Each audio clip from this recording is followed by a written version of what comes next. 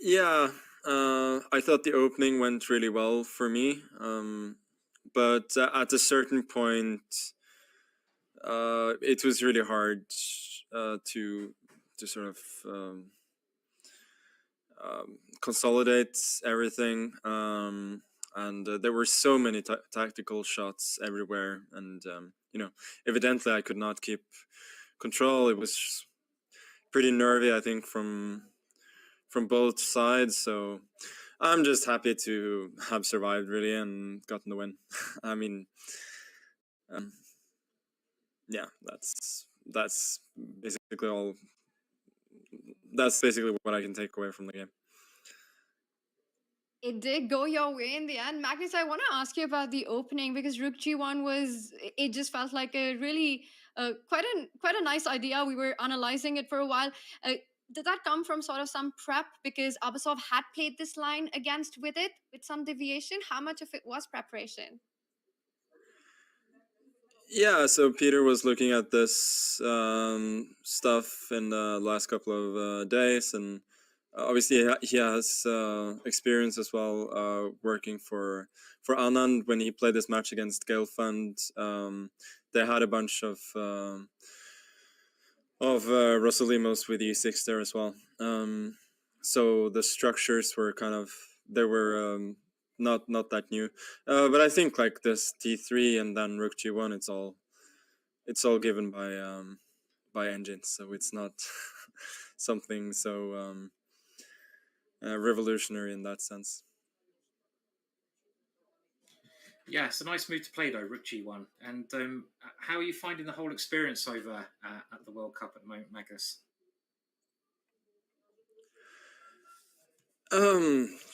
It's good to still be in it. I have to say, like, today was just really nervy.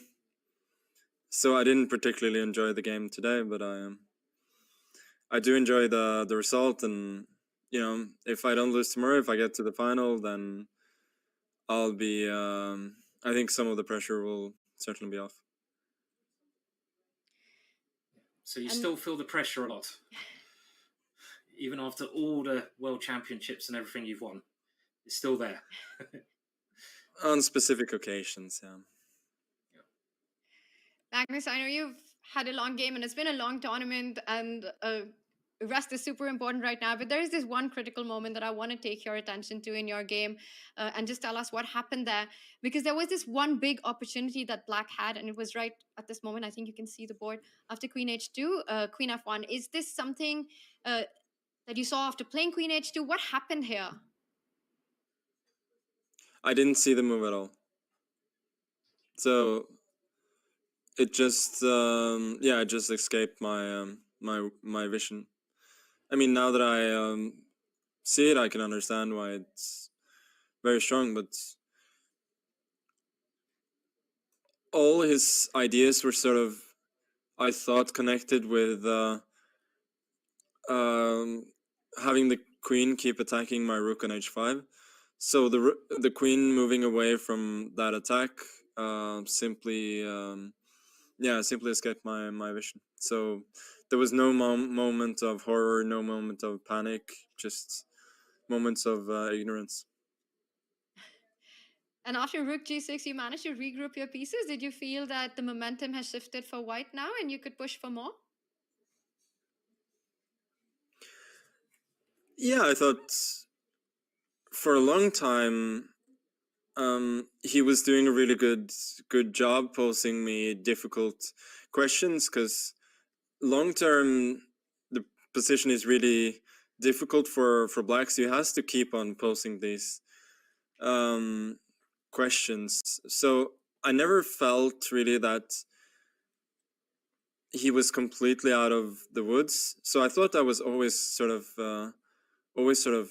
pressing, even though I suspected there were ways to draw. And yeah, after this it took only really one more move. Bishop f4 followed by bishop e3, which he said afterwards that he'd missed. and after that, it was already very difficult for black. Of course, there were moments later as well, where I saw bishop takes a7, one move too late, but you know, little time, nerves, blunders. They happen more than they should have today, but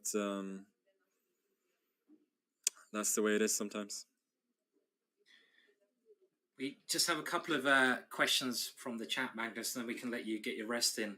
And we have one from Classical Pre-Mover who's asking, what's your routine to prepare for these games in Azerbaijan? Is it paddleboard? Do they have a paddleboard over there, or any other kind of sport, or do you have other ways to prepare? I think your lingo is a little bit messed up, Simon. But no, I haven't been able to. I haven't been able to play paddle or other racket sports, so I've been playing a bit of golf and also swimming in the pool, trying to get exercise that way. And whatever you've been doing has been working for you. And Magnus, finally, you've got one more classical game coming up against ABASOV. I think for all of the world, his performance in this tournament has been incredible to watch. He's eliminated a lot of super grandmasters. He has been the surprise of this World Cup. Just in your own words, would love to hear your take on ABASOV, his performance, and playing him as an opponent. Yeah, I think the row of opponents that he's knocked out is yeah, it's impressive. He's a strong player, and I'm sure he'll not make it easy for me tomorrow. All right, we'll let you get some rest. Congratulations one more time on winning, and good luck for tomorrow, Magnus. Thank you. Magnus Carlsen.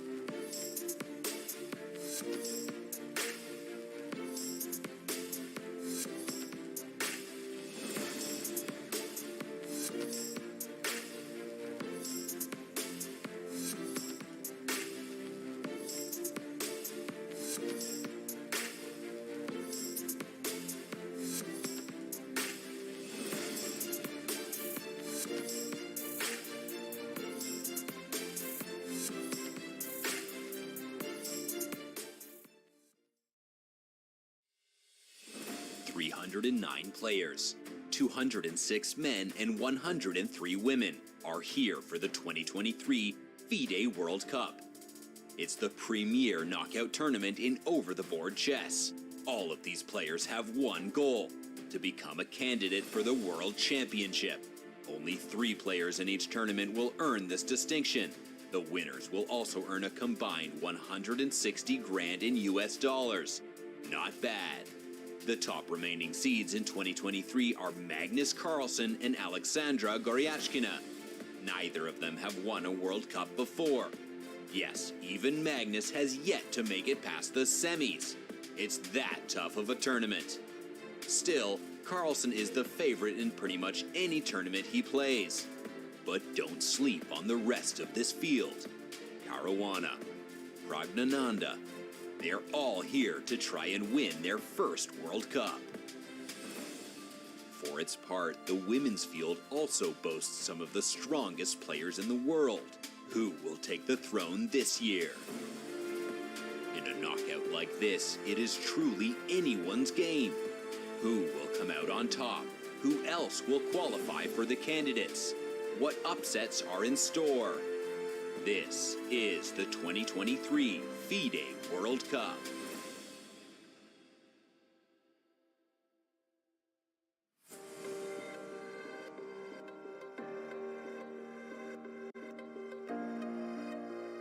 "309 of the world's best male and female chess players landed in Baku 3 weeks ago for their World Cup campaign. Only 8 remain in competition. In just a few moments from now, they will step into center stage to start the semi-finals action of the FIDE World Cup and the finals action of the FIDE Women World Cup. And we also have a house full in the beautiful playing hall of the Marriott Boulevard in Baku, Azerbaijan. It's going to be a fantastic day of chess. Today is game 1 of this big round, and I'm your host, International Master Tanya Sachdev. Alongside me, my good friend, Ginger GM, Simon Williams. Simon, I'm super hyped, especially after seeing that big crowd that we have today for the World Cup. How excited are you for this one? Very excited, Tanya, and thank you for the lovely introduction. It's lovely to commentate alongside you, as always. And yeah, very impressive turnout there for this final. I mean, they got their local player, obviously ABASOV, in the mix, and obviously very exciting pairings all round. But we're expecting a very good day of commentary. Fun games. Super fun games. NIJAT ABASOV will definitely be feeling the home ground advantage with all those people there rooting and supporting for him. But the other side of that coin could be the high pressure that he might feel because of the same reasons. We're going to have some fantastic chess. Let's take a look at the bracket the players have, the paths that the players have taken to get where they are. And the standout performance in the FIDE Women World Cup has been Nurgul Salimova. She has had the tournament of her life, knocking out Anna Muzychuk in the semifinals, as well as Polina Shuvalova along the way.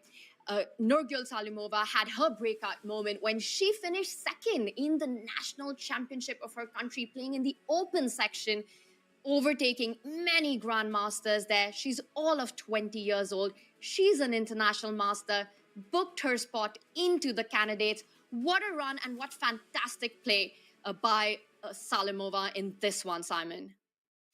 Yeah, she's been absolutely fantastic. And it's lovely to have these fairy tale kind of stories, because I don't think really anyone expected Salimova to go this far. Let's be honest, there's so many big names, and it's just great to see someone, an international master, only an international master, come all the way through and guarantee herself a place in what is a dream for everyone, the candidates competition. So it has been a fairy tale story, Tanya. And do you know who she's coached by as well? Just mentioning a big name there. Simon, you're dropping a big name there, at least a super big name in this World Cup. And what a run he's had. That has been the breaking news. It's been the coach and his prodigy who find themselves in these final stages with the finish line inside at the FIDE World Cup. It is none other than a grandmaster, NIJAT ABASOV. He's the 69th seed. He makes it through to the semifinals after taking down some big names, including Anish Giri, Peter Swidler, Laurent Fressinet, and Vidit Gujarati. He will be playing against Magnus Carlsen. And it's true, as was confirmed, that he is in fact the coach of Salimova. So some brilliant performances there by these two. And what we're seeing in this matchup between Magnus and NIJAT is, Simon, the biggest rating disparity in the FIDE World Cup semi-final history. It's the top seed, world number 1 Magnus Carlsen, taking on 69th seed NIJAT ABASOV. That's crazy, isn't it? I mean, this is another fairy tale story. And I love these stories with the underdog coming through. And ABASOV has also pretty much guaranteed himself a place in the candidates, which is a dream. That's your chance of becoming world champion, of breaking through to the elite. I say pretty much because the only reason it could go wrong is if Magnus Carlsen changes his mind and suddenly decides to play in the candidates, which he said he's not going to do. I think he probably won't do that. So all the players have got their place now in the candidates. But again, a fairy tale story. And what better way to crown it than to play the best player, Magnus Carlsen, Tanya? I mean, this is going to be a really fun match for him.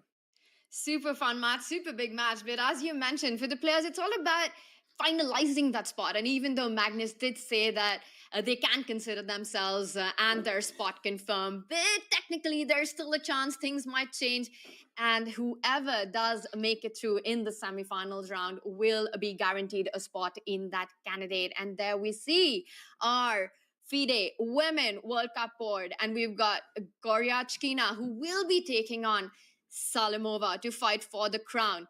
Goryachkina was also the finalist in the 2021 Sochi FIDE Women World Cup, where she lost to Alexandra Kosteniuk. So she is really looking for that title and the fight for the very important third place. Anna Muzichik ready to go. She will be facing Tanzongi. And fun fact, Simon, this also is a rematch from the semifinals of the 2021 FIDE Women World Cup. It is, yeah. They're facing off again, and it's a really big match, I think, this one, Tanya, because they are playing for that spot, if I get this right, in the candidates, but because it's the third, fourth spot competition, and there's only a couple of places for the females in the candidates, so it's a really big, important match. And I think the last year, am I right in saying that Anna, who's sitting there at the moment, she lost that match, so she's probably looking for revenge this time around? Not only for that match, but the 2017 World Championship match also between Tanzongi and Anna Muzichuk, which Tanzongi actually beat Anna and became the Women World Champion in this very knockout format of the FIDE World Cup. So a lot of history between these two players. Definitely a grudge match, a bit of a grudge match there, but a very important fight for that third place into the candidates, the 2024 candidates. And we see our other semi-finalist has arrived. World number 2, Fabiano Caruana, takes off his jacket. And what form he's been on. Just a fantastic play by Fabi. He's eliminated some of the biggest names in the chess world, including Jan Krzysztof Duda and Lenia Dominguez. The only player to be undefeated so far in the FIDE World Cup. Very impressive, Tanya. I mean, in general, I've been so impressed by Fabiano's play over the last year. I think he's had another resurgence of strength.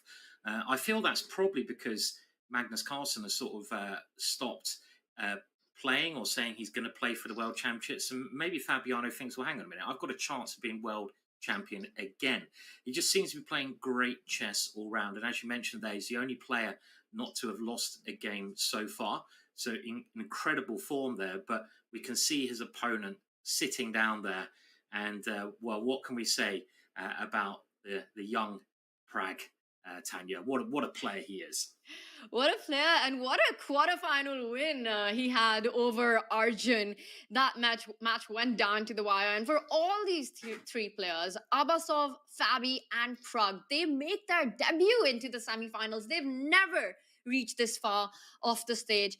And it just means the world to Pragnanandhaa, all of 18, turned 18 during the World Cup. And he's facing Fabi. He mentioned in the interview that he wants to confirm that spot into the candidates. And that would mean he'd need to win this match against Fabi or fight for the third place. And we see the players are ready to go. The cameras are on. I think this is the first time that we're seeing such a massive crowd in the playing hall. And it's undoubtedly all for this man in front of you. And I'm not talking about the world number one. Yeah, and there he is, Magnus Carlsen, and his opponent, of course, ABASOV. So this match is the local player, so the crowds are out for him, but against Magnus Carlsen, the world's best player. And I think this is going to be a really interesting match. I mean, Magnus really wants to win this competition. It's the only competition pretty much that he hasn't won. So he's really, really hungry from it. He's got that champion's attitude, and they're going to start playing there. I wonder what Magnus will do. I thought he was going to move his knight there. That was a bit of a shocking idea. But this is going to be a great match. And because ABASOV is playing such great chess as well. And we did mention Prague a second ago. And I think it's maybe worth pointing out that if Prague does get this place in the candidates, which looks nearly guaranteed, he's going to be the third youngest player in history behind Bobby Fischer and Magnus Carlsen to play in the candidates. So it's quite an achievement, that, Tanya. But we have some moves on the board here.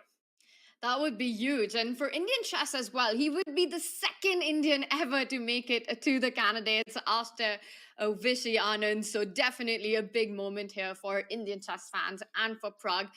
And I'm looking at what we're seeing in front of us. Now, for Magnus, this is an everyday scene. He's got a crowd watching him, photographers around him. But for ABASOV, this could be something very well of a novelty. And I wonder if he's feeling the pressure right now, the expectations that the home ground crowd has on him, or is this huge motivation for him?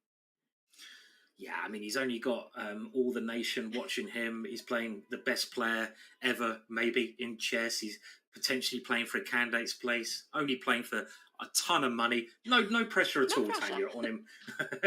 I mean, I think the right attitude, and we're seeing the opening follow something we've seen before here, but I think the right attitude is just to enjoy it. I mean, he's done so well. He's probably got the place in the candidate. So his attitude should be, whatever happens, just enjoy the opportunity to play against Magnus, because you're going to play better chess there as well. And we do see a Sicilian on the board. And one of the things I really like about ABASOV's play is that he generally plays the Sicilian in nearly all of his games, Tanya.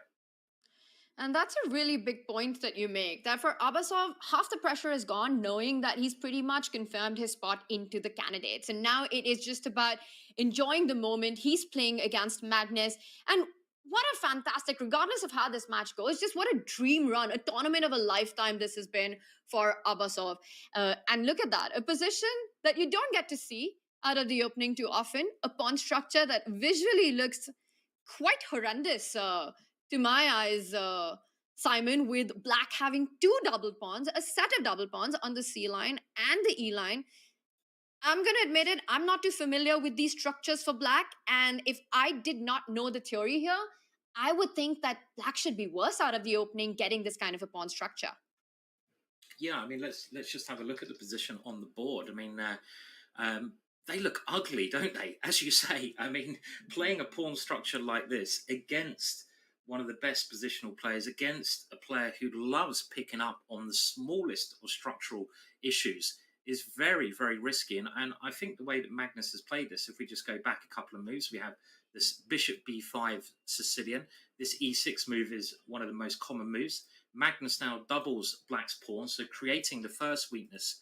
And now after this move d6, which is not the only move, Magnus plays e5. And I think this is an idea that maybe Jordan van Forest has played quite recently as well. And after pawn takes e5, you have to be a little bit careful, because if you take with a knight here, there might be a queen d4, and that could pick up a piece, potentially, even though white has some tricks there. But after the move d3, there's no rush to win one of these pawns back. Black guarding that pawn, and now knight bd2. So black is at least a pawn up here, Tanya, but an ugly-looking structure.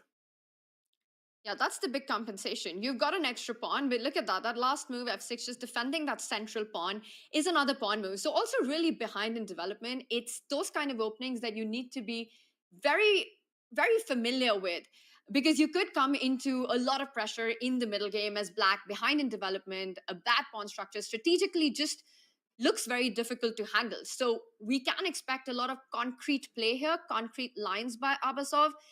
And the other thing that I've always following ABASOV's journey in this World Cup, the one thing that we see is that one, he has great opening preparation and this attitude of being able to play these kind of openings, these unfamiliar offbeat openings against the very best players in the world in a very fearless manner. And I think that's something that's played a big role in his journey so far, and especially taking these critical decisions when in time scrambles, going for this active play. And I think we can expect quite a fiery middle game in this one as well.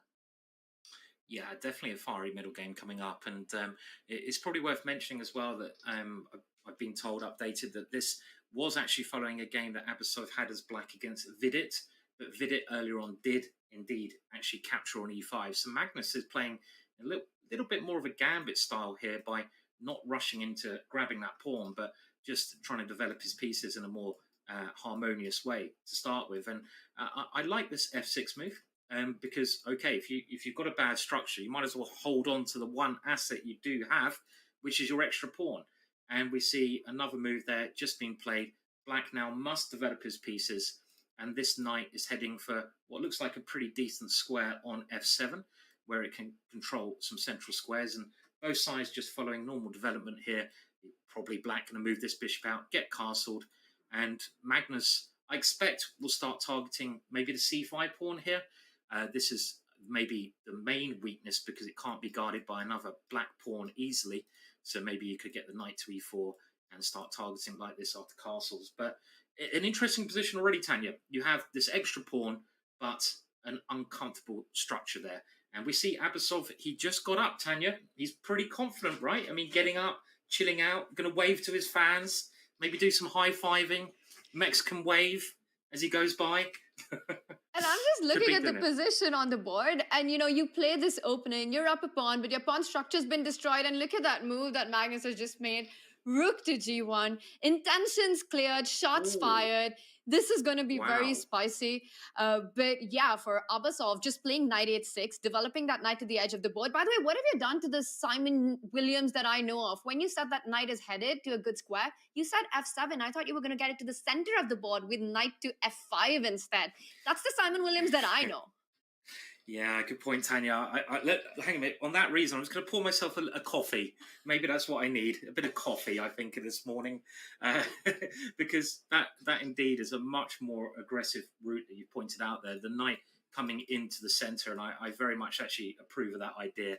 A more active approach to the position. Of course, d4 is a great square for the black knight, defended by 2 pawns. But let's also just talk about this rook g1 move, Tanya.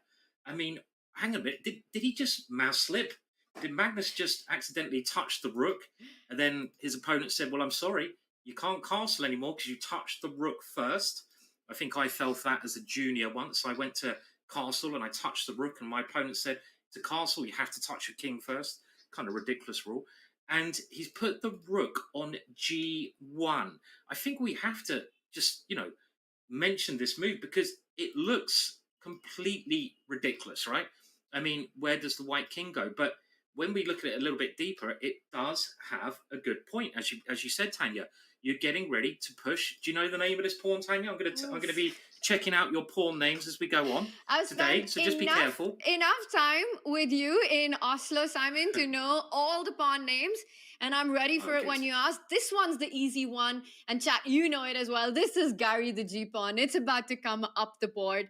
And I fully agree with you that rook g1 looks a bit strange at first. But once you take a deeper look into the position, you understand that Magnus is perhaps intending to put his king to safety on the queen side. Go long castle. So one can imagine and envision the white bishop stepping up to b2, the white queen coming on to e2, and eventually a white king finding safety on the queen side. So rook g1 actually is preemptive of all of that, and the g pawn can start advancing down the board, not only taking control of that f5 square, but at some point you want to start destroying black's kingside pawns, making use of that f6 move that ABASOV made early on, and use that f pawn as a hook. Now, Simon, all that said, if we did not know, and chat, I want to hear this from you as well. If we did not know that this was a semifinals match between Magnus Carlsen and NIJAT ABASOV, we've got to play guess the elo here. You see this position out of the opening, and you would never believe that these are two super chess players, super GMs playing.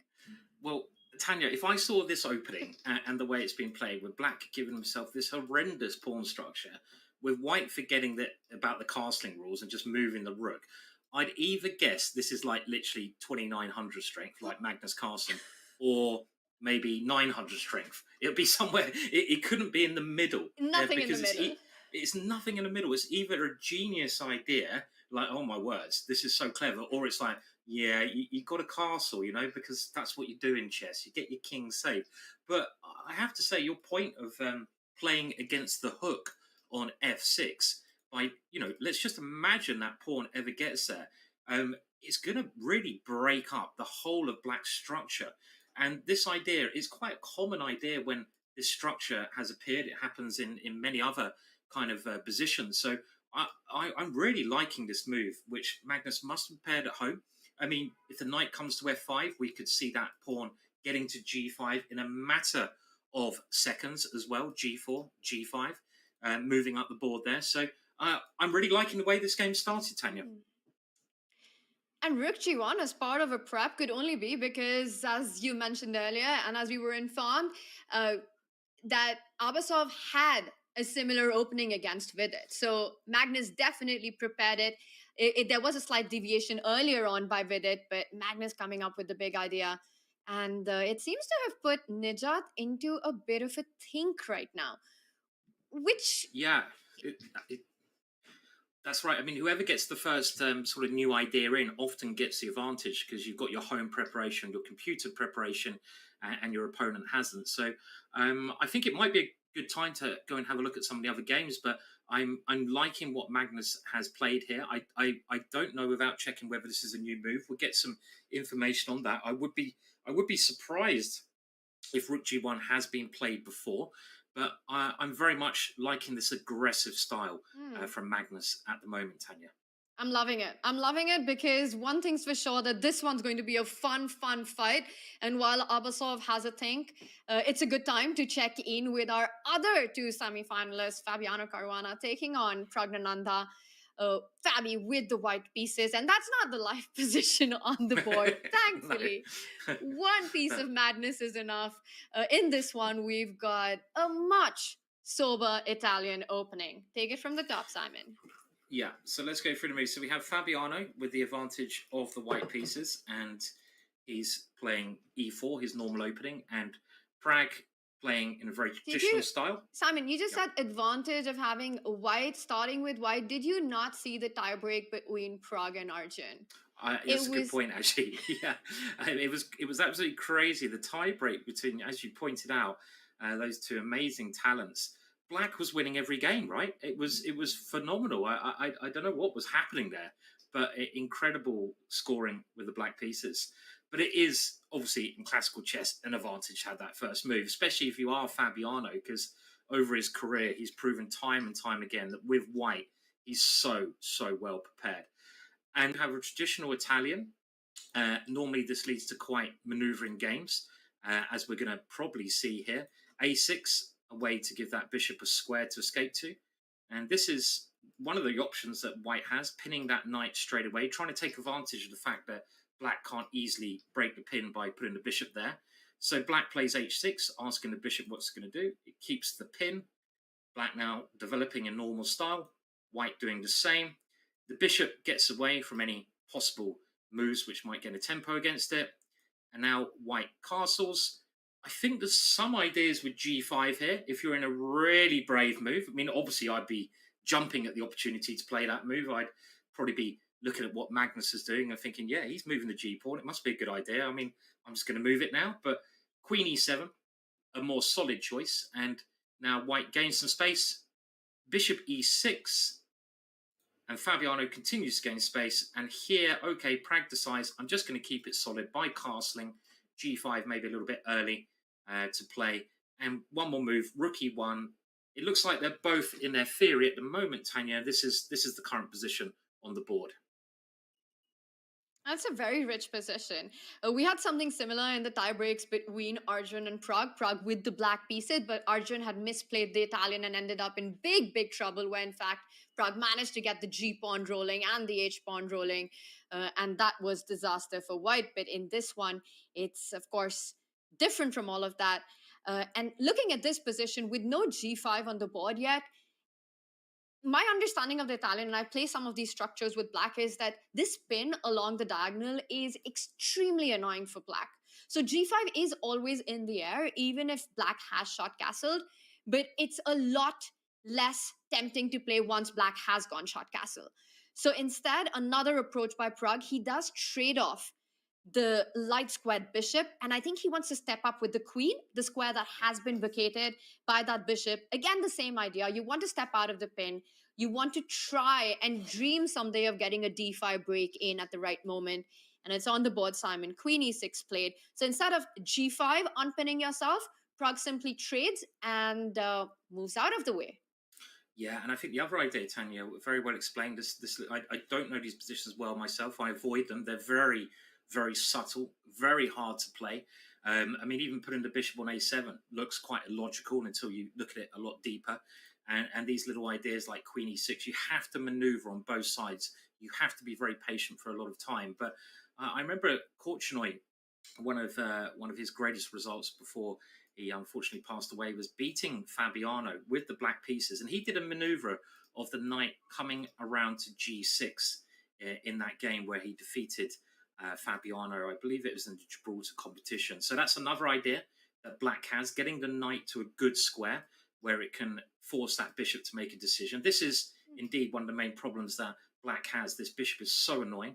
So getting that knight out the way deals with that bishop, but it also maybe prepares black options of playing c6 and d5, things like this. As you mentioned as well, Tanya, d5 is an idea that black wants to play, but one of the issues would be his e5 pawn there. So if you play d5 too soon, white can exchange there, and the e5 pawn is quite often dropping. So I don't know if white may also want to try to, obviously not in this position, but at some point play for d4. Note Fabiano playing b5, and he's well in his preparation, Fabiano, as I expect Pragg is as well, because he's up on time, and he is making good progress over there on the queen side, Tanya. Maybe even at some point that pawn can come to b6 as a temporary sacrifice, backed up with some rook b1 move. But he's well ahead. I guess the knight will drop back to e7 here at some point. Do you exchange pawns first? I don't know. That's always a tricky decision to make. Do you keep the pawns on, or do you trade and then fall back with the knight? One thing sure, that black does want to get that knight to e7. And of course, I could be wrong here, and Pragg might decide a different path. But thematically, you want to play the move knight e7. And then you're already looking at ideas of g5, knight coming on to g6, and kind of trying to jump in with your own pieces on the king side. Simon, I would be very tempted to not take on b5 right now, because once black does trade, I think white is just faster controlling the A line, the open A line. In case of a takes b5, a takes b5, the knight falling back, your ideas of b6 always in the air seem a lot more powerful.